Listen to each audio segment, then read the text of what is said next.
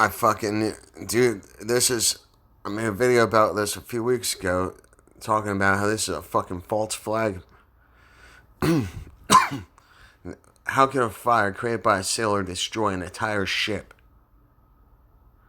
These things were a waste of money. They're expensive, and it's insurance fraud.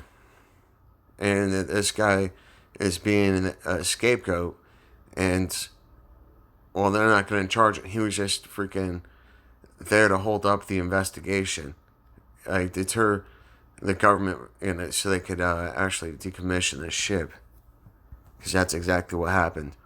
The attorney for a sailor accused of starting the ship fire last year said he was given limited time and resources to conduct his own onboard investigation. After more than a year of Navy silence regarding how the amphibious assault ship Bonhomme came to burn for 4 days while moored in San Diego last year. Details have emerged about who the Sea Service thinks started the inferno and what consequences that junior sailor may face. Seaman apprentice Ryan Sawyer Mays, 20, a former SEAL candidate who washed out of the elite training pipeline before reporting to the amphib, has been charged with arson and hazarding a vessel in connection to the blaze, which started in July 12th, 2020. So they just, try to paint him in a negative picture. He's a washout. You know how many people freaking, it takes them several times. Doesn't mean that they're going to go on, a freaking terrorist spree.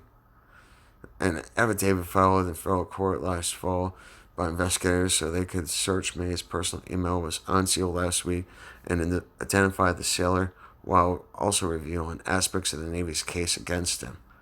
Yeah, talking about law strategy.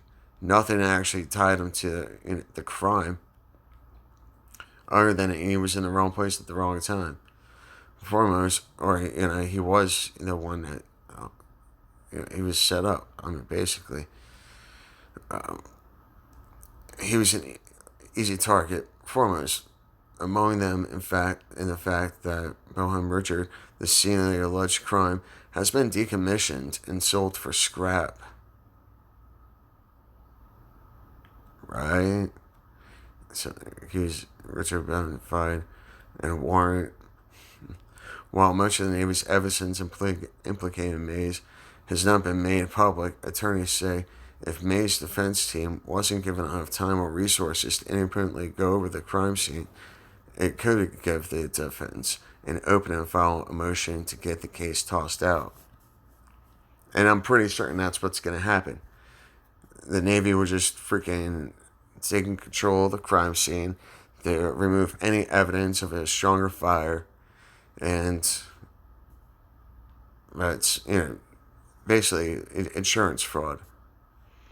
May's defense team has an ironclad constitutional right to examine the ship themselves, according to Lawrence Brennan, a retired Navy captain, law professor, and attorney who specializes in maritime and admiralty law. It's not enough for May's defense team to rely on photographs or statements from government witnesses or the government's external experts, Brennan told Navy Times. If the right was denied, he said, it's an opportunity for the defense. A ship's owner who's in a hurry to get rid of the evidence is going to be looked unfavorably in court. Exactly. What were they trying? What did they get rid of? What did they get rid of? Just like 9/11, how they freaking destroyed destroyed all the evidence. But yeah, and let me just. The U.S. Navy spent a decade in the early 2000s building warships that either don't work, cost too much to build in large numbers, or whose design are fundamentally flawed on a conceptual level, or all three. These floating lemons include the speedy inshore littoral combat ship and a huge under-equipped DDG 1000 stealth destroyers. Historians might spend decades debating exactly what drove the Navy leaders to pour billions of dollars into these ships for a precious little return over the investment. And this goes with the F-35 and F-22. But at least one historian already has a pretty good idea what we're wrong, you know. But that's basically what I'm saying. Like these, it's insurance fraud.